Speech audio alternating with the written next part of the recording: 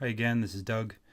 In this screencast, I'm going to pick up where we left off last time, continuing talking about tips and tricks for working with data frames.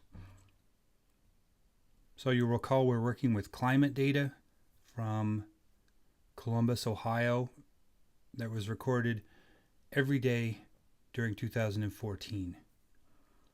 And looking back at the work that we've done previously, we have a script here where we've set the working directory, cleared the workspace, imported the data.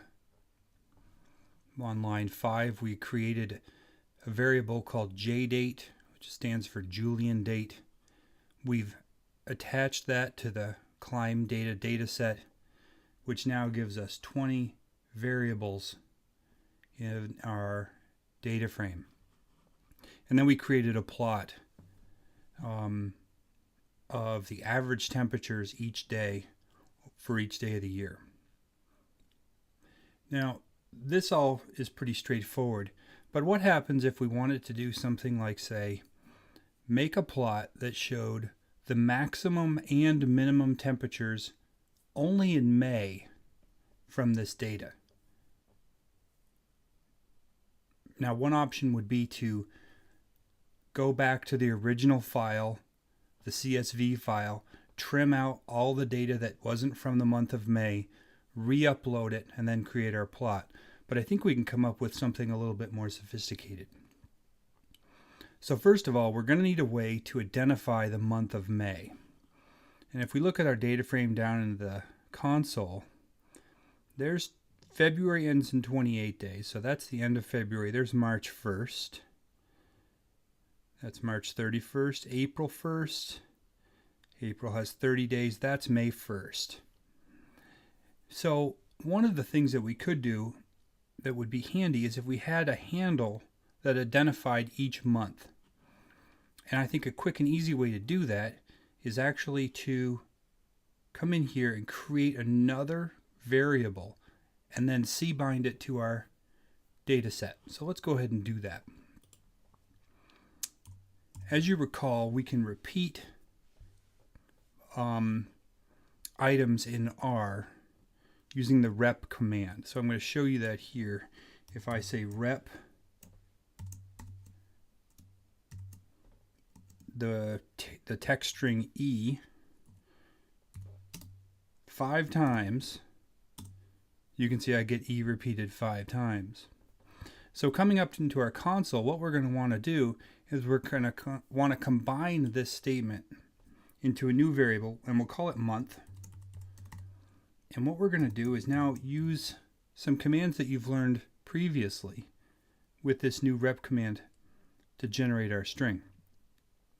So remember that the concatenate command is with a C, and so then what we're going to do is rep January, Jan, 31 times. Now I'm going to put a comma here. Now notice that this rep command, the parentheses that are associated with the rep command is from there to there. So by putting another rep command right here, I can actually create another, some more to this data string. So let's do that. Rep February, Feb 28.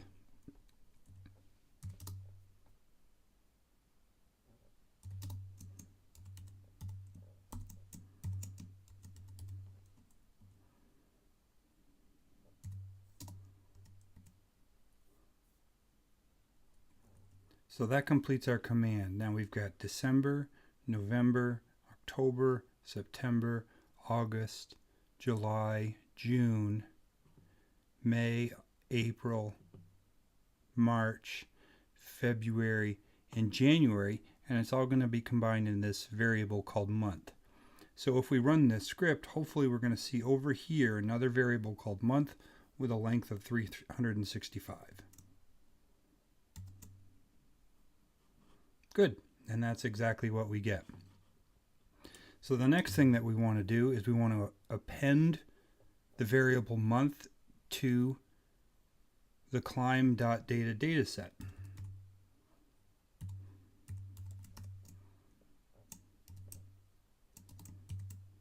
again using the cbind command.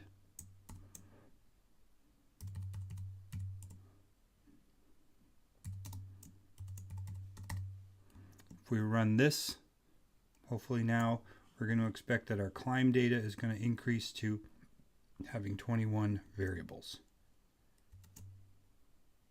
And there we go.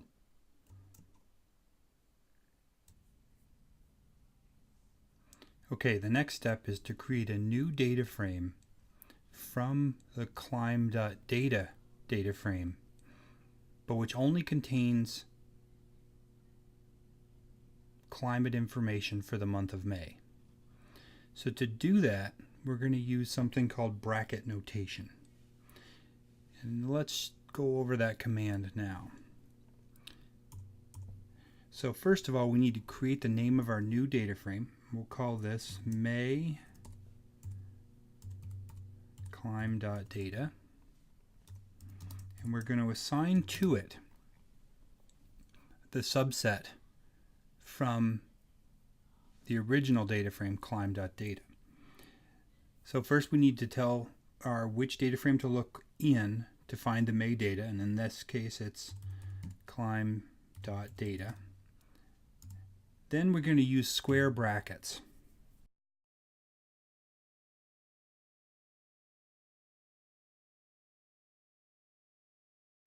Now in our bracket notation, anything to the left of the comma refers to information that's in a row.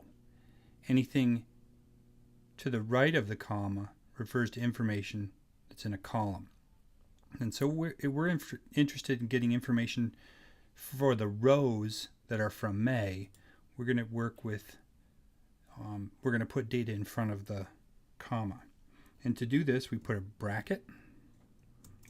parenthesis. Then we want the name of the old data frame. So again, we're going to put climb.data, $, and in here we're interested in the column that we added called month. And then we're going to use a double equal sign. Generally, this double equal sign in most computer languages is a check, and what it's doing is asking, it's a conditional statement. Does this particular column contain the word May? And if so, we want only those rows. So here what we're going to check with is May. And let's go ahead and execute this. And now we've created a new data frame called May.climb.data. It has 31 observations and 21 variables. So these 21 variables are the same that were in our original data frame. And of course, because May has 31 days, we get information for each one of the days in May. The next step is to make our plot of maximum and minimum temperatures for May. But just to make things interesting, let's convert the temperatures which we have in Fahrenheit to Celsius first. So to do that, we're going to go into the script and create a new variable, and we're going to call this one max.c. And we're going to assign to it the contents of the maximum temperature recorded for each day, which were recorded in Fahrenheit from the May.climate.data set. So to do that, we need the formula first for doing this calculation. And to go from Fahrenheit to Celsius, first thing you do is you take Fahrenheit, the temperature in Fahrenheit, and you subtract 32 from it. So here we need to say May.climb.data $max, because that's where the column is, and we're going to subtract from that column, from each value in that column, 32. Now we want to take that this value here, and it's done each time for each value, so it'll basically do this 31 times. and we want to multiply that by 5. So why don't we say times 5. Then we want to divide that by 9.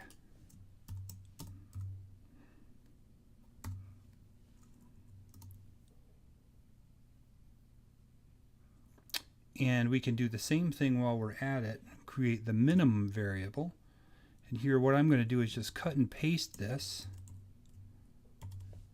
And we're going to call this min.c. And the only thing we need to change then is this column from max to min. That should create 2 new variables. Each one of them should be 31 values long.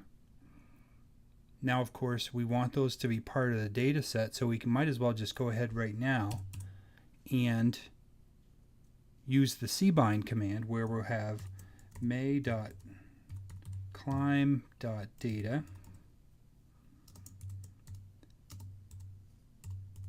using cbind. Again, we're going to have may.climb.data. We're going to add to that max.c and min.c. So let's execute this. And then what we're going to expect is the only change we're going to see once we execute this script. First of all, you will see that max c and min c will be created down here in this area called values. But we should also see that the may climb data frame is now going to have 23 variables in it. So let's go and ahead and give it a try and see what happens. That all looks great. So just to confirm, we could come down to the console and take a look at the may.climb.data data frame. And here I'm going to use something called the head command, which only shows you the top 5 values in each row using autofill. And there you can see the max C column has been added, and there's the min C column. Okay, the last step is to make our plot. Okay, the last step is to make our plot. We use the plot command. We're going to be looking at the May climate data, and we're going to plot just by the day of the month. That's going to be our x-axis. The y-axis in this case is going to be the max temperature in Celsius. We want lines between the data points, so type equals O. Let's make this color equals red.